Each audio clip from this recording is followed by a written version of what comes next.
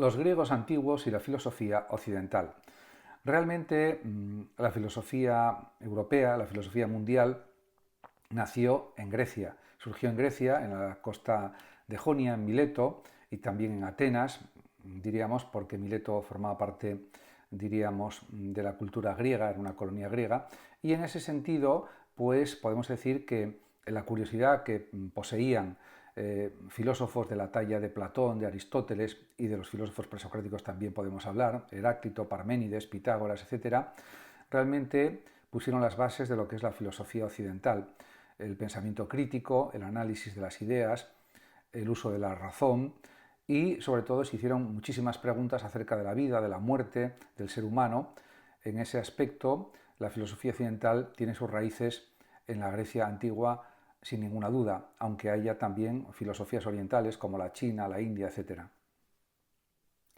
Mileto y la filosofía. Evidentemente la filosofía occidental nació en la Grecia antigua, pero no hay que olvidar que la costa de Jonia era una colonia griega. Por tanto, es entendible que Nestlé, este gran erudito e investigador y filósofo, experto en el mundo antiguo, diga: la filosofía no nació en calmo retiro, sino en Mileto, el mercado del mundo antiguo en el que los pueblos del Mediterráneo procedían al cambio de las mercancías.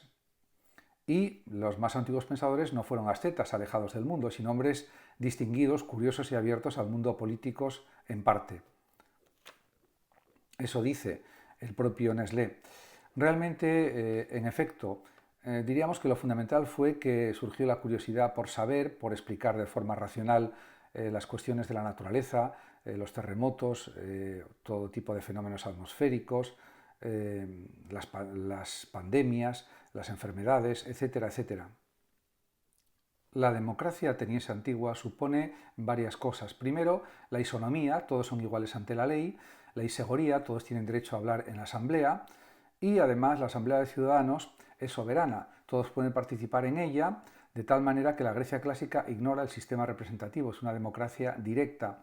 El ejercicio de la soberanía, en consecuencia, es directo.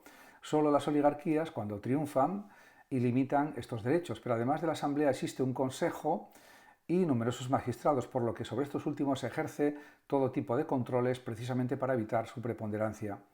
En cualquier caso, hay varias contradicciones, porque la ciudad-estado de Atenas tenía alrededor de 20.000 ciudadanos libres y entre 80.000 y 100.000 esclavos que estaban en ese sistema que es totalmente anacrónico, que es la esclavitud.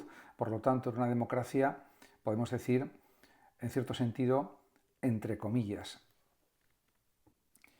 La República Romana desapareció en medio de las guerras civiles producidas en el siglo I a.C. Podemos pensar, por ejemplo, en Marco Antonio, Julio César; podemos pensar en Cicerón, que fue asesinado en el año 43 a.C. Por los soldados de Marco Antonio.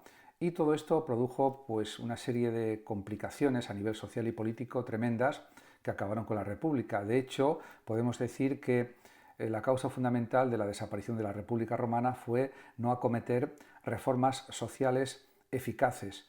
Y en ese sentido también hay que pensar en la rebelión de los esclavos de Espartaco, que produjo también pues, una gran inseguridad social e individual, y todo esto unido a que aumentó la población en los núcleos urbanos, pues dio lugar a que surgiera otra forma de gobierno, otra forma de política, que fue el Imperio Romano a través de Octavio Augusto.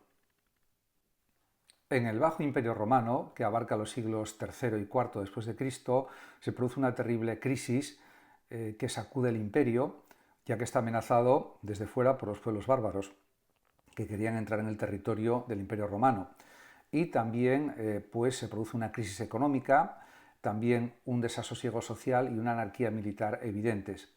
Por otra parte, el intervencionismo del Estado es cada vez mayor y los que antes eran considerados ciudadanos pasan a ser simples súbditos de un soberano dominus divinizado, que es el emperador.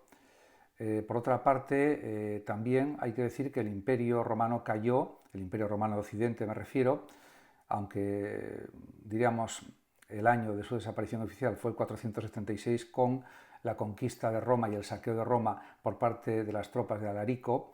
En el año 410 después de Cristo causó una gran conmoción en todo el imperio. En el Alto Imperio Romano, siglos I y II después de Cristo, hubo un periodo de romanización, ya que los pueblos conquistados pues aceptaron el dominio de Roma. Octavio Augusto supo ejercer muy bien su poder como emperador desde el año 27 a.C. hasta el 14 después de Cristo, y también hay que reseñar que hubo una protección de la cultura por parte de Octavio Augusto. Protegió, por ejemplo, a literatos como Horacio, Virgilio, Propercio y otros, y realmente también consiguió pues, que se realizaran muchos monumentos, ordenó construir muchos monumentos a lo largo del imperio y en la misma Roma. En definitiva, hubo un periodo satisfactorio para la población de forma general, aunque es verdad que la plebe pues sufría pues hambre y circunstancias difíciles a pesar de la política de pan y circo del emperador Augusto.